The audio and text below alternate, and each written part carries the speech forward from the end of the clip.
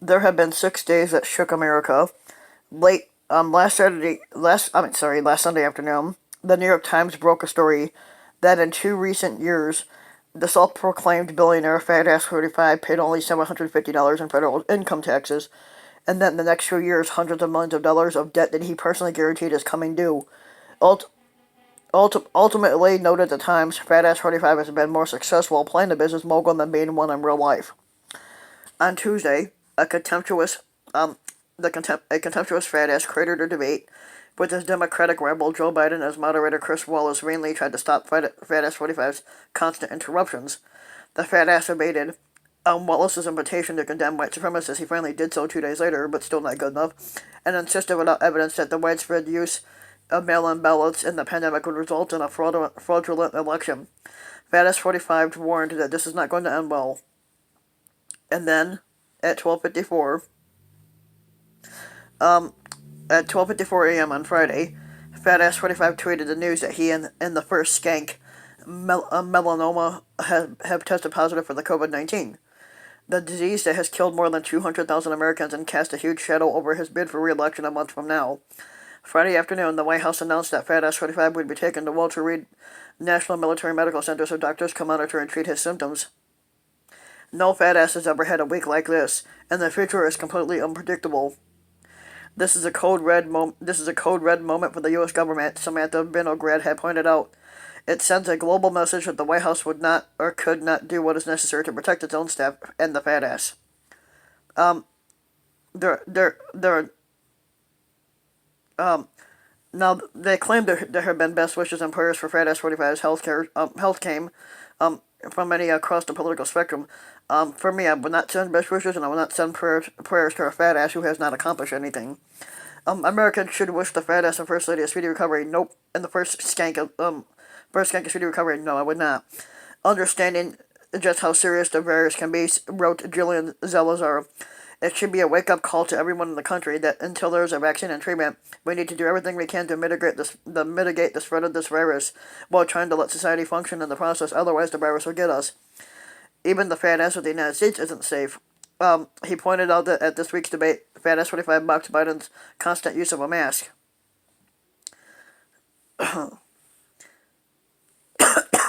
Truth had reasserted itself, wrote Isaac Bailey.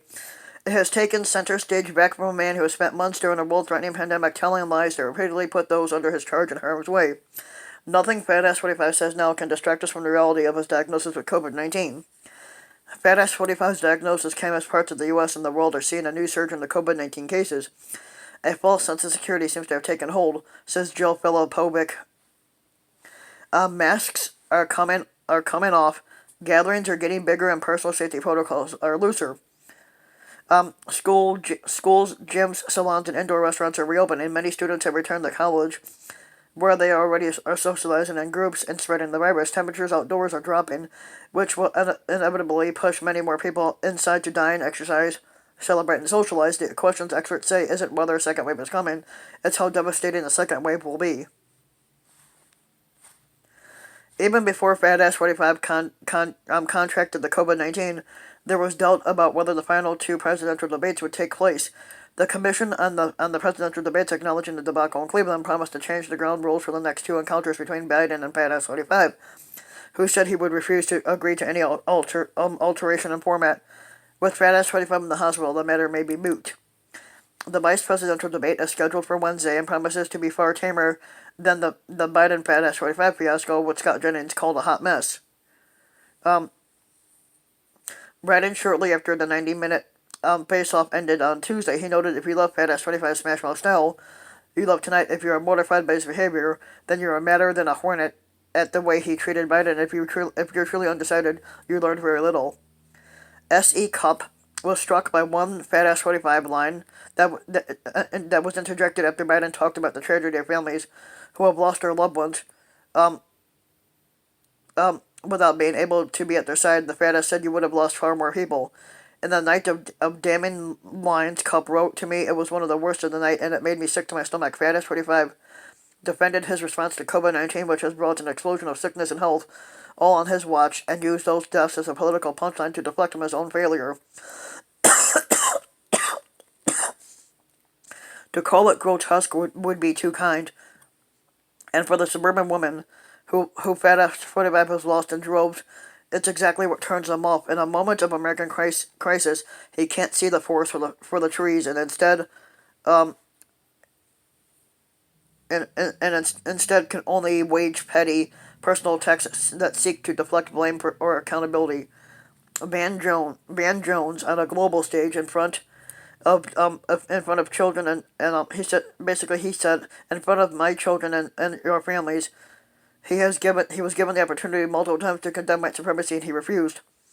What does the U.S. need right now? A leader with great empathy to bind up the wounds of America and bring peace and stability on the big moral issues that transcend partisan debate. Is clear which candidate won, and it wasn't Badass 45.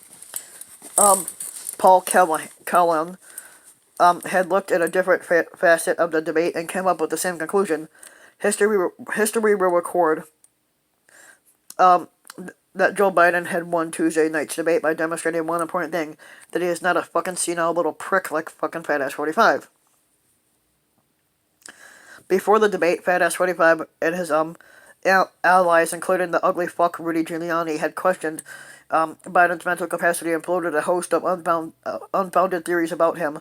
Biden's most important job in the debate last night was to demonstrate that he is the calm, professional, and entirely sane alternative to Fat Ass 45, Kellen wrote. He clearly demonstrated those traits while Fat Ass 45 ranted, raped, and interrupted all attempts at a rational discussion.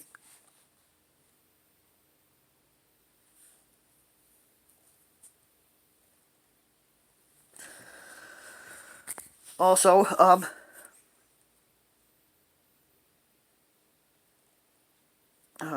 we're back here. Okay, yeah, here.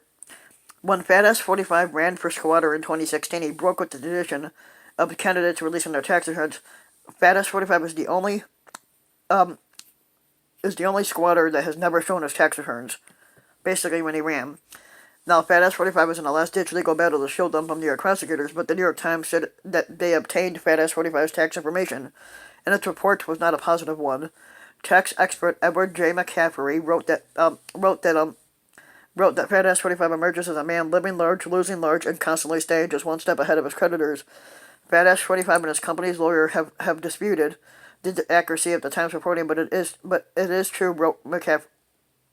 The details paint a picture of a man using fairly standard tools of tax planning for the wealthy, but to lavish extremes. Aggressively claiming business expenses deductions for matters that look personal, using huge losses generated from some businesses to get out of paying taxes on his wages from other businesses, and using debt heavily to get cash and putting the kids on the payroll. For many, the first reaction was fury at the fact that, as Daniel Hermel notes, a self-styled populist billionaire paid less in federal income taxes than an unmarried full-time worker making $9 an hour. Also troubling, Avalon observed, is the idea that Fat Ass 45 may not just be running for a second term. He may be running to stay one step ahead of his creditors and possibly his prosecutors. Fat Ass 45 biographer Michael D'Antonio wrote, Fat Ass 45 has never seemed capable of running a complex business. Witness his many failures with the Fat Ass 45 branded airline on many casinos, and the record should have caused the country to doubt his ability to run something as vast as the United States government. But he kept saying that he was a winner, and he had played one on his TV show The Apprentice for so long that nearly 63 million Americans expressed their confidence in him with their votes. Technically, we didn't vote for him. In the debate, Fat Ass 45 again wouldn't commit to accept the result. He wouldn't commit to accept the results of the election and encourage his inbred supporters to go into the polls and watch very carefully. By contrast, that's illegal. Biden said after all the votes are counted, if it's me, in fact, fine. If it's not me, I'll support the outcome. Historian Nicole Hemmer wrote that Fat Ass 45's call from the debate stage for freelance poll monitoring dramatically increases the odds of voter intimidation. But so does the expiration of a 1982 consent decree put in place to prevent Republicans from engaging in voter intimidation schemes. The 2020 election will be the first presidential election in nearly 40 years without those protections. Frida Gittes wrote, with every passing day, Fat Ass 45's tactics look more ominous.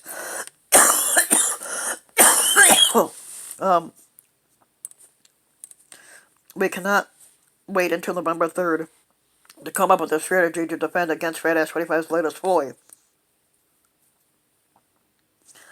Policy and government professor Justin Guest recommended 3 steps to increase public confidence in the election, including state governments announcing in advance how long that they will expect it to take to complete vote counting. In light of the expected surge in mail-in ballots, the doubt that Fat Ass 45 is sowing and exploiting is now spreading to American democracy itself, Guest wrote. It is time that we take affirmative steps to cultivate and renew our faith, first in our electoral system and next in the fellow citizens. Jane Greenway Carr grew up in Tennessee, but she didn't know that there were more monuments there to Confederate general and native son Nathan Bedford Forrest, 31, than to the three fat asses hailing from that state. Until she read a new book by Connor Town O'Neill about reckoning with Forrest's legacy. A slave trader, Forrest rose astonishingly fast with Confederate ranks, becoming a lieutenant general in the Civil War and presiding over a battle in which his men brutally massacred more than 100 surrounding black Union soldiers. After the South surrendered, Forrest became the KKK's first Grand Wizard. I guess Fat Ass 45 will be proud. Now, Forrest's legacy is at the center of the battle over removing Confederate monuments. Carr writes, in one particularly striking episode that reveals the depth of such belief in their hero, Town O'Neill visits a meeting with the Memphis chapter of the SCV, which stands for Sons of the Confederate Veterans, where members seek recommendations from each other on how to choose between their church and Forrest, after some of their pastors have signed a letter in support of removing the city's Confederate monuments that they know they can no longer worship there. Town O'Neill walks a tightrope in trying to bring Forrest back to life in order to put him to rest.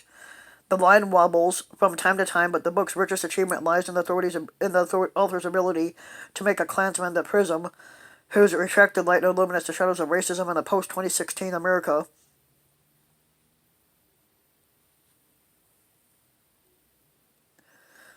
But that's about it there on that one.